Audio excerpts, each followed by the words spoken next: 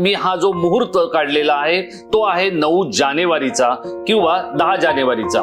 तोचं कारण असं आहे की एकनाथ शिंदे राज्याच्या मुख्यमंत्रीपदी राहणार की नाही याचा फैसला या दिवशी होणार आहे आणि येणाऱ्या काळामध्ये मुख्यमंत्री एकनाथ शिंदे हे कोणाचे असणार, शहा आणि मोदींचे असणार, भाजपचे असणार की शिवसेनेचे असणार, या सगळ्या गोष्टींवर आपण पंडित राजकुमार शर्मा यांच्याकडून समजून घेणार आहोत. पंडितजी, आपलं या विशेष कार्यक्रमामध्ये खूप खूप स्वागत. धन्यवाद. नमस्कार. सगळ्यात पहिल्यांदा मला तुम्हाला हे विचारायचं आहे की राज्याचे मुख्यमंत्री एकनाथ शिंदे यांचं राजकीय भविष्य टांगणीला लागलेलं आहे. 10 जानेवारीला काय होणार अशा प्रश्नाकडे सगळ्यांचे डोळे लागलेत. कुंडलीच्या आधारे आपल्याला शिवसेनेचे मुख्य नेते असलेले एकनाथ शिंदे यांचं काय होणार, त्यांच्या शिवसेनेचं काय होणार आणि एकनाथ शिंदे यांचं सर्वाधिक म्हणजे स्वतःपेक्षाही जास्त प्रेम ज्या डॉक्टर श्रीकांत शिंदेंवर आहे त्यांचं काय होणार, आपल्याला या कुंडलीच्या आधारे 2024 मध्ये काय होताना दिसतंय. आज इन्होंने जो सवाल किया है एकनाथ शिंदे के ऊपर. एकनाथ शिंदे का जन्म 9 फरवरी 1964 को हुआ. धनु राशि, कृष्ण पक्ष की एकादशी में जन्म हुआ. एक सामान्य परिवार में एकनाथ शिंदे का जन्म हुआ. गरीबी से ऊपर आया हुआ एकनाथ आज प्रांत का मुख्यमंत्री बन जाता है. तो इसके कारण क्या है कि भाग्य जायते सर्वदाना पुरुषम न कौशलम. कोई पुरुषार्थ, कोई सफलता, कोई किसी तरह की भाग्य जायते सर्वदाना पुरुषम न, कोई पुरुषार्थ काम नहीं आता, कोई कुशलता काम नहीं आती जब आदमी चोरवाड़ में पैदा होकर धीरूभाई अंबानी बन सकता है. तो एकनाथ शिंदे महाबलेश्वर के एक छोटे से गांव में पैदा होकर देश महाराष्ट्र का चीफ मिनिस्टर बन सकता है और छोटे से गांव में गुजरात के पैदा होकर चाय के कप धोने वाला हमारा प्राइम मिनिस्टर बन जाता है. तो इसको साफ साफ नजर आता है कि भाग्य आपके जीवन में आपसे कुछ भी करवा सकता है. अब बात करते हैं एकनाथ शिंदे की कुंडली का, जिनकी धनु राशि है और धनु राशि में इस वक्त मंगल और सूर्य दोनों बैठे हुए हैं. मंगल और सूर्य और गुरु और चंद्र, ये चारों देव प्लैनेट हैं, देव ग्रह हैं. ध्यान से सुन के लेना है, ये चारों देव ग्रह हैं. एकनाथ सात्विक आदमी है. आप उनको कभी भी देख लीजिए, उनके चेहरे के ऊपर लाल टीका नजर आएगा. रात को सो के भी उठता हुआ आप उसका वीडियो बना लीजिए तो उसमें भी टीका नजर आएगा. धर्म, संस्कार, हर तरह की सभ्यता को जानने वाले को मैं एकनाथ बोल सकता हूं. अपने नाम को सार्थक करने वाले आदमी का नाम एकनाथ शिंदे है. इसलिए आज की अगर हम बात करें तो कृष्ण पक्ष की एकादशी में जन्म हुआ उनका और 2012 से राहु की महादशा लगी. कहते हैं 9 साल राहु आदमी को बहुत संघर्ष करवाता है. आपको याद होगा 2004 में हमने मनमोहन सिंह की भविष्यवाणी 2002 से ही करनी शुरू कर दी थी कि अगला प्रधानमंत्री मनमोहन सिंह होगा, क्योंकि वहां पर राहु की महादशा लगी हुई थी. और आज एकनाथ की कुंडली में भी राहु की महादशा लगी हुई है. और जो अचानक चीफ मिनिस्टर बन गए हैं छत्तीसगढ़ में और मध्य प्रदेश में और राजस्थान में, आप यकीन नहीं करेंगे उनकी कुंडली में भी 2 की कुंडली में राहु की महादशा लगी हुई है. तो कलयुग में दैत्य ग्रहों का यह प्रभाव होता है. शनि, राहु, केतु, शुक्र ये दैत्य ग्रह हैं. इनके प्रभाव कलयुग में आपको राजा बनाते हैं. आपने जो सवाल किया कि एक बार फिर दोहराएंगे कि एकनाथ जी के बारे में जो सवाल किया आपने, क्या होगा एकनाथ शिंदे का 10 जनवरी को, उनका पद रहेगा या जाएगा? देखिए, राहु में केतु की अंतर्दशा 15/10/2024 तक लगी हुई है. 15/10/2024 तक.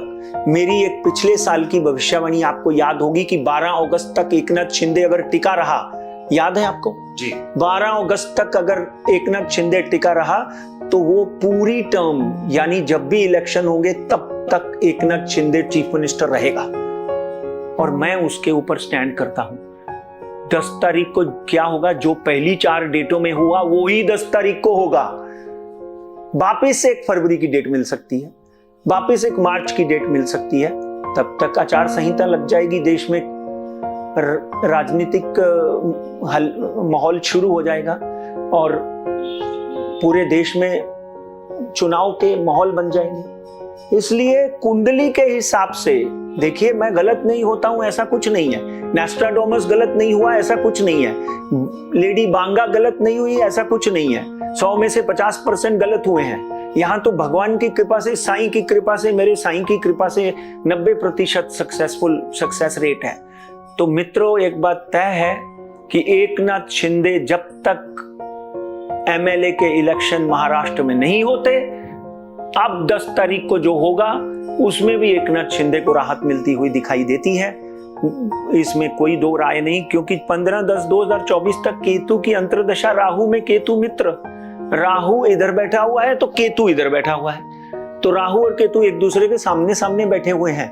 मैं तो ये बोलता हूं कि उनको एक सलाह देता हूं मैं, मछली बिल्कुल नहीं खानी चाहिए, क्योंकि केतु इज ड्राइविंग फिश। समुद्र में जो फिश होती है उसके ऊपर केतु राइड करता है। राहु सिर है और केतु धड़ है। मित्रों, एकनाथ शिंदे की कुंडली में आगे आने वाले दिनों में भी ये सकारात्मक योग साफ साफ नजर आते हैं। पंडित जी, लेकिन अभी अगर हम देखेंगे तो देवेंद्र फडणवीस, अजित पवार और एकनाथ शिंदे या तिघांमुळे हे सरकार बनलेलं आहे। यापैकीचे 2 नेते आपला पक्ष वाढवत आहेत, पण एकनाथ शिंदे जे उद्धव ठाकरेंबरोबर असताना आपला पक्ष वाढवत होते, संघटना बांधत होते, ते आता फक्त राज्याचा कारभार चालवताना दिसत आहेत आणि राज्यभर फिरताना दिसत आहेत, ते संघटना वाढवत नाहीयेत। त्यामुळे अनेकांना असा प्रश्न पडतो की एकनाथ शिंदे लवकरच भाजपमध्ये जातील। आपल्याला काय वाटतं? देखिए, आपका सवाल बहुत सटीक है और ये सवाल मुझे राजेश कोचरेकर और टाइम महाराष्ट्र की वाहिनी पर ही मिल सकता है। बहुत ही सुंदर आपने सवाल किया। जो व्यक्ति ने अपना वर्चस्व, अपना शरीर, अपना पूरा संसार शिवसेना को दिया हो, वो बीजेपी में ज्वाइन नहीं करेगा, ये तो कॉमन बात है। और एकनाथ की कुंडली में कहीं भी भारतीय जनता पार्टी में या दूसरी अन्य पार्टी में जाने के 15/10/2024 तक कोई योग नहीं बनते। एकनाथ अपनी शिवसेना को, जिसको ऑलरेडी वो पूरे महाराष्ट्र में मजबूत करने की कोशिश करते हैं, जो भी कार्य एकनाथ आज शासकीय करते हैं, उसके पीछे भी उनकी रुचि क्या है? एक ही रुचि है कि मेरा संगठन मजबूत हो और भारतीय जनता पार्टी और नरेंद्र मोदी, जिन्होंने मेरे ऊपर इतना बड़ा विश्वास किया है, उस विश्वास को मैं मजबूत करूं। काम करने के पीछे भी एकनाथ के हाथ में धनुष्मान ही है। वो भारतीय जनता पार्टी के कमल लेकर काम नहीं कर रहा।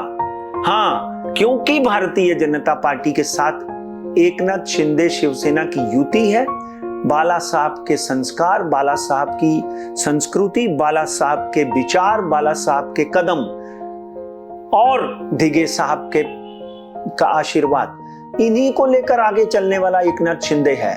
मैंने तो आज से 20 साल पहले बोला था कि ये एकनाथ शिंदे जिस दिन मरेगा उस दिन भगवे में मरेगा। आज तक मुझे कई बार ये बात बहुत से लोग बोलते हैं, वो खुद भी 1-2 बार बोल चुके हैं। मुझे नहीं कहीं भी लगता है कि एकनाथ शिंदे भारतीय जनता पार्टी को ऑफिशियली अपने 50 लोगों को लेकर ज्वाइन कर लेंगे। नो, भारतीय जनता पार्टी के साथ उनकी युति रहेगी। 15/10/2024 तक कोई परिवर्तन योग उनकी कुंडली में दिखाई नहीं देते। पंडित जी, प्रत्येक मोठ्या माणसाचा एक कच्चा दुवा असतो। एकनाथ शिंदेचा कच्चा दुवा आहे डॉक्टर श्रीकांत शिंदे।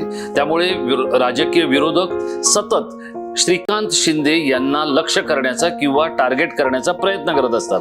येणारं वर्ष हे श्रीकांत शिंदेसाठी किती आव्हानात्मक असेल आणि त्यांच्यामुळे एकनाथ शिंदेंसमोर नेमक्या काय गोष्टी मांडलेल्या असतील? देखिए, एकनाथ की कुंडली का जब हम अध्ययन करते हैं तो 5वां नंबर जो होता है कुंडली में, वो बच्चों का घर होता है, पुत्र का घर होता है, पुत्री का घर होता है, कुटुंब का घर होता है। तो उसका स्वामी मंगल शनि की राशि में बैठा हुआ है। इसलिए डेफिनेटली एकनाथ शिंदे को अपने पुत्र को यह सलाह देते रहना चाहिए कि कोई भी कार्य ऐसा मत करे जो अनैतिक हो। उसका दुष्प्रभाव एकनाथ जी के करियर के ऊपर पड़ सकता है, मगर भाग्य जायते सर्वदा न पुरुषम न कौशलम। उनकी श्रीकांत की कुंडली में भी बड़े सुंदर योग बने हुए हैं। 12 अप्रैल के बाद तो उसकी कुंडली में भी अच्छे योग बने हुए हैं।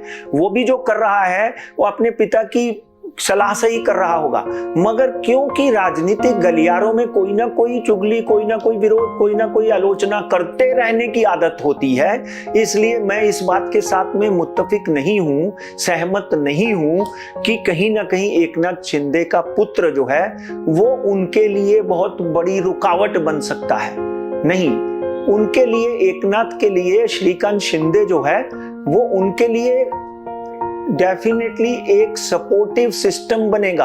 आगे आने वाले दिनों में पिता को मजबूत करने के लिए श्रीकांत 100% 100% पूरा जोर लगाकर काम करेगा, मगर क्योंकि एकनाथ के 5वें घर का स्वामी मंगल जो है वो दूसरे घर में शनि की कुंडली में बैठा है, इसलिए शनि मंगल का दोष इतना खराब होता है, कब विष योग बोलते हैं इसको, कभी कभी पिता और पुत्र में भी ठन जाती है।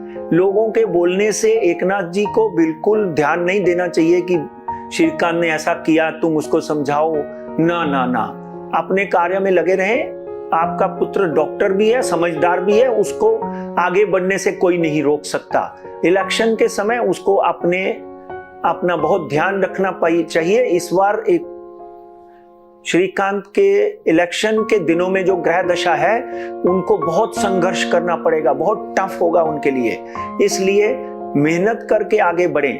अपने विरोधियों को भी अपना मित्र बनाकर चलें, इतना ध्यान रखें। उसकी कुंडली भी मैं पिछले 20 सालों से देख रहा हूं। आगे आने वाले दिनों में एकनाथ का सपुत्र जो है वो उसको डेफिनेटली फलदायक होगा।